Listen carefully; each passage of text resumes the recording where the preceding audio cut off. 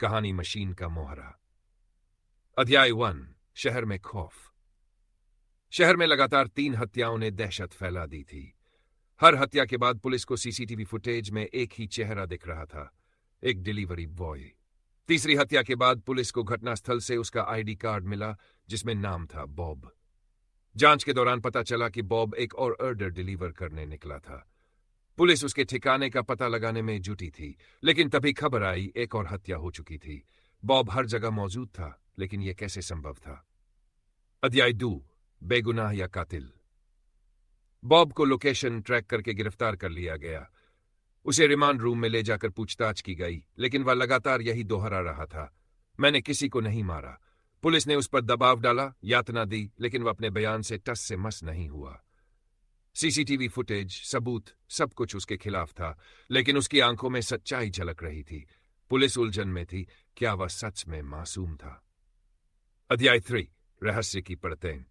मामला संदिग्ध था, इसलिए स्पेशल जासूसी टीम को बुलाया गया।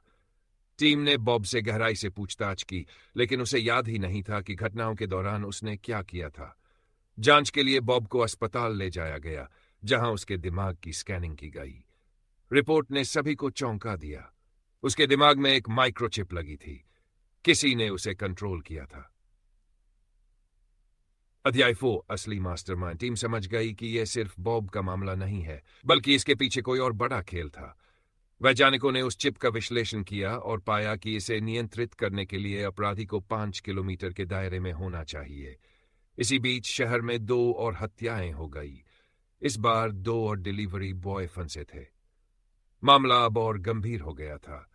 अपराधी खुलेआम अपने खेल को अंजाम दे रहा था, लेकिन शायद उसे यह नहीं पता था कि वह अब जासूसी टीम की नजरों में आ चुका है। अध्याय 5। Cyber tracking. जासूसी टीम ने साइबर पुलिस की मदद से हत्या वाली जगहों से 5 किलोमीटर के दायरे में इंटरनेट गतिविधियों पर नजर रखनी शुरू की। अचानक एक कंप्यूटर स्क्रीन पर एक सिग्नल उभरा। कोई व्यक्ति किसी और डिलीवरी बॉय को कंट्रोल कर रहा था और उसे एक नई हत्या के लिए भेज रहा था। टीम तुरंत लोकेशन पर पहुंची और हत्या से ठीक पहले उसे पकड़ लिया। लेकिन यह देखकर सब हैरान रह गए।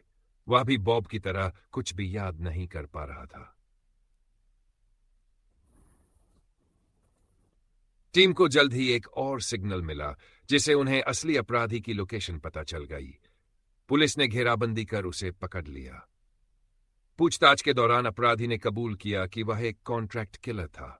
वह बेरोजगार युवाओं को डिलीवरी बॉय के तौर पर काम पर रखता, फिर उन्हें बेहोश करके उनके दिमाग में माइक्रोचिप लगा देता। उसके बाद वह दूर बैठकर उन्हें हत्याएं करवाता था और खुद पर्दे के पीछे रहता था। अध्याय 7। अंत और नई शुरुआत। शहर में आतंक फैलाने वाला हत्यारा अब सलाखों के पीछे था। पुलिस विभाग ने जासूसी टीम को सम्मानित किया, लेकिन यह घटना एक सवाल छोड़ गई। अगर टेक्नोलॉजी का गलत इस्तेमाल किया जाए तो क्या भविष्य में और भी खतरनाक अपराध नहीं होंगे? शहर तो सुरक्षित हो गया था, लेकिन यह मामला हमेशा के लिए पुलिस की केस फाइल में एक सपक बनकर दर्ज हो गया। तकनीक वरदान भी है और अभिशाप भी।